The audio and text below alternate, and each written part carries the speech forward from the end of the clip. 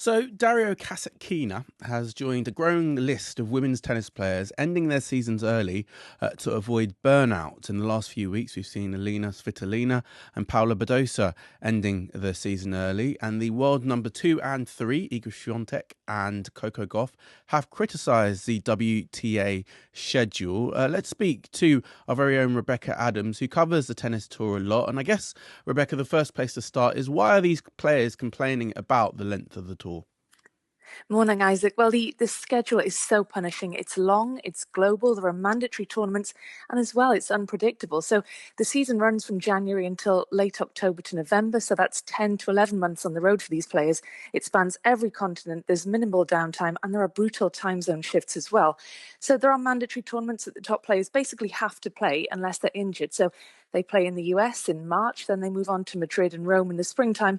Then they have to go to Asia for the Beijing China Open in the autumn. So add in the 4 Grand Slams, and that's 9 major commitments that are set in stone. And then players build everything around that to protect their rankings or meet financial goals. But the Asia swing is a frequent flashpoint. So that happens in the autumn time. And some players love it because there's huge prize money on offer, but others find it really brutal after an already really long season. So they come straight from the US Open in August, head to Asia for the time. And there's a huge time zone shift, of course.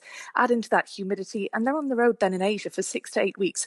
And that travel block can push some players over the edge, and as well as the hidden uncertainty of things as well. Players never know how long they'll be at a tournament, so they could check into a hotel on a Sunday, they might be flying somewhere else on the Tuesday if they lose early. So there could be they could be there for 2 full weeks if they make a deep run. So that lack of routine as well makes recovery, training, and just basic life logistics really tough. You sort of mentioned there about, is this the sort of consequent of the way in which the WTA runs? Because it literally pays to play. The more you play, the better chance you have at getting the favourable draws at the big tournaments like the Grand Slams. Yeah, that's right, because players are rewarded the more they play because they pick up more ranking points, they pick up more money, and of course they have to play those tournaments unless they're injured. If you don't go to, for example, Indian Wells or Miami in March, then you get 0 ranking points and you're going to be in free fall down the rankings if you don't play consistently.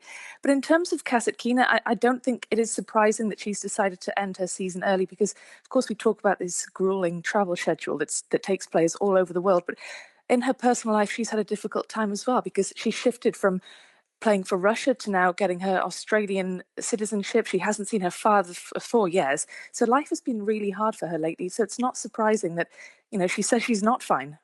Yeah, it really isn't. I mean, Novak Djokovic has spoken in the past about the need for the players to be sort of united in forcing change. It's an issue that's not just on the women's side, it's also on the men's side. With all these top players sort of complaining, do you think that we might be seeing action from tennis players?